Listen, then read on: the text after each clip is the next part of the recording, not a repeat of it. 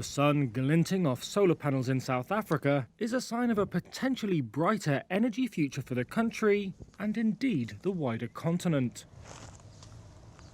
This facility in Vredendal has been set up to prove the concept of producing green hydrogen. That's important because green hydrogen is a central pillar of South Africa's plan to transition away from polluting coal. But there are question marks over whether Africa's most industrialized nation is ready to profit.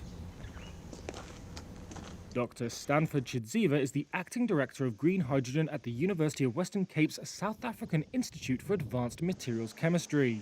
It has partnered with a joint venture including Keren Energy to develop the project which, as he explains, uses two electrolyzer hydrogen stacks powered by the sun. We supply them with pure water, and the process of electrolysis takes place in these two electrolyzer stacks. And when electrolysis happens here, water is split into hydrogen and oxygen.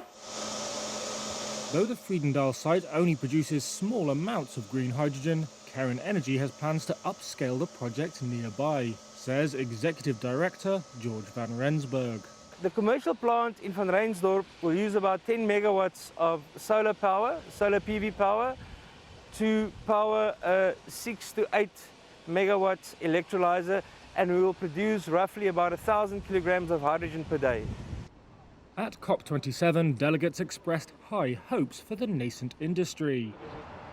However, speaking at the climate talks, Egypt's President Abdel Fattah al-Sisi warned that developing countries remain less able to benefit from the opportunities offered by the rapid green hydrogen transition.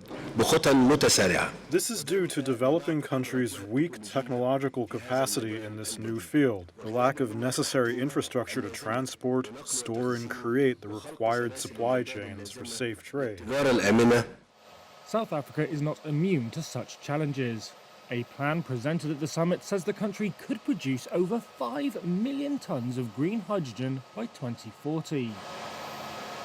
But the government also estimates that, to realise its vision, it will need up to 100 gigawatts of additional solar and wind power capacity at a cost of close to $133 billion.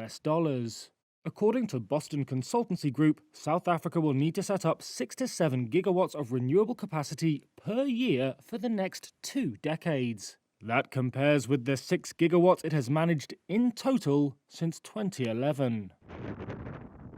One barrier, says Chris Yelland, Managing Director and Energy Analyst at EE Business Intelligence, is the public procurement process. The procurement processes are like a dinosaur in a modern world.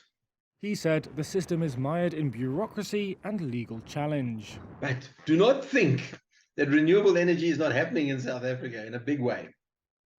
But it's not happening through the public procurement process. So if we're to look at the domestic, commercial, the light industrial, the heavy industrial, the mining, agricultural sectors, the customers of electricity are taking control of their own future.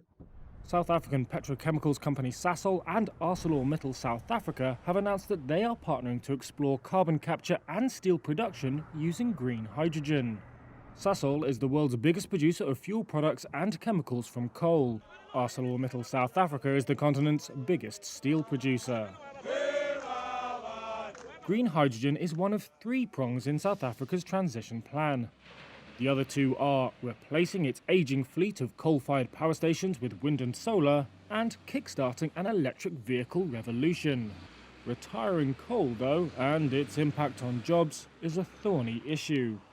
With President Cyril Ramaphosa under pressure in various ways, Yelland says, the political situation in the country is on a knife edge. But if the barriers can be overcome, then South Africa could be heading, in terms of renewable energy at least, for greener pastures.